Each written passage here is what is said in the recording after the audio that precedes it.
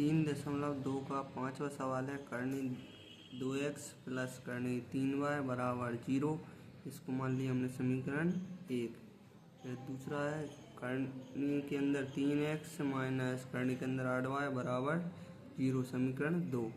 अब हम इन दोनों में से किसी एक समीकरण को लेते हैं। तो हम लेते हैं समीकरण 1 से। जब हम समीकरण 1 को पहले लिख लेते हैं, करनी 2x प्लस करनी 3y बराबर 0।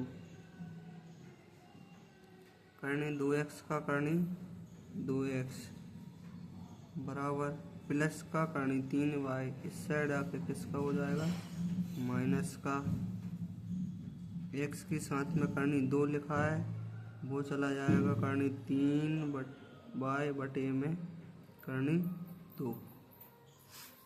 करनी 2 था, उसको हमने क्या कर दिया, करनी 3y के बटे में पहुंचा दिया। तो ये हो जाएगा हमारा समीकरण 3।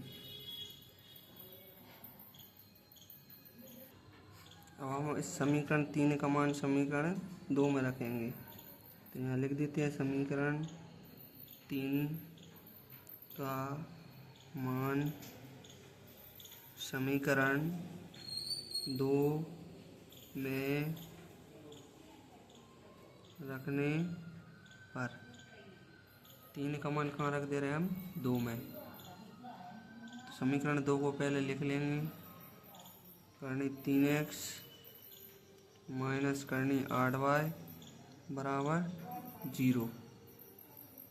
x को हटाकर हम रखेंगे x का मान। ये तो लिख दिया करनी 3। अब इस x को हटाकर ये वाला मान रख देंगे, माइनस करनी 3y बटे में करनी 2, माइनस करनी 3y बटे में करनी 2। रहिएगा माइनस का करनी 8y बराबर 0। अब जब हम करनी 3 का गुणा करनी 3 में करेंगे तो करनी जब भी हम करनी का गुणा करते हैं और करनी के अंदर एक जैसा नंबर आता है तो करनी कैंसिल हो जाती है, और जो 2 बार लिखे हैं 3 उसको एक बार लिख देते हैं। तो यहाँ से करनी 3 कैंसिल, माइनस का 3 बचा और y बटे में हैगा करनी 2। करनी कैंसिल हुई है, बाकी वैसा का वैसा लिखा है y। फिर माइनस का करनी 8y बराबर 0। अब इसके बटे में कुछ नहीं है तो 1 माना। 1 का गुणा जब 3y में करेंगे तो आ जाएगा माइनस का 3y, वैसा का वैसा ये वाला माइनस। अब हम जब करनी 2 का गुणा करनी 8 में करेंगे तो ये हो जाएगा करनी 8 दूनी 16y। फिर बटे में करनी 2 का गुणा जब 1 में करेंगे तो हो जाएगा करनी 2 बराबर 0। अब करनी 3y, पहले हम करनी 16 को के गुणनखंड निकालते हैं तो कितना आएगा, 2 दूनी 4, 4 दूनी 8, 8 दूनी 16। तो कितने बन गए, 2 गुणा 2। ये करनी के अंदर है तो जब एक जोड़ा जी बन गया तो इसमें से 2 बाहर निकलेगा, एक जोड़ा जी बन गया तो इसमें से बाहर निकलेगा 2। जब इन दो का गुणा करेंगे तो हो जाएगा 4।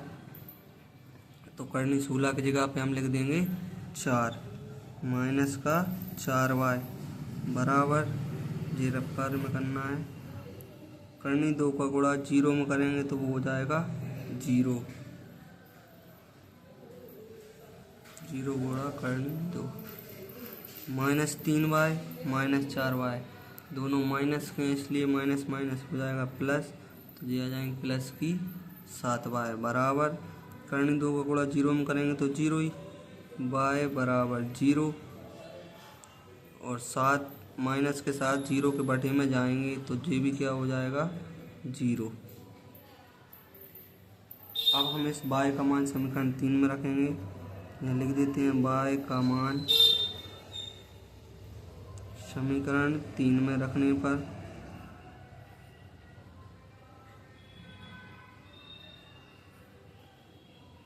समीकरण 3 को लिख लेते हैं पहले। x बराबर -3 बटे -2 बटे में y गुणा में है y का मान जब हम इसमें रखेंगे, अब इसमें हम 0 का मान रख देते हैं। x बराबर -3 बटे 2 गुणा में 0। जब भी गुणा में 0 होता है तो वो सब कुछ 0 हो जाता है। तो यहाँ लिख देना, अतः x बराबर 0, y बराबर 0।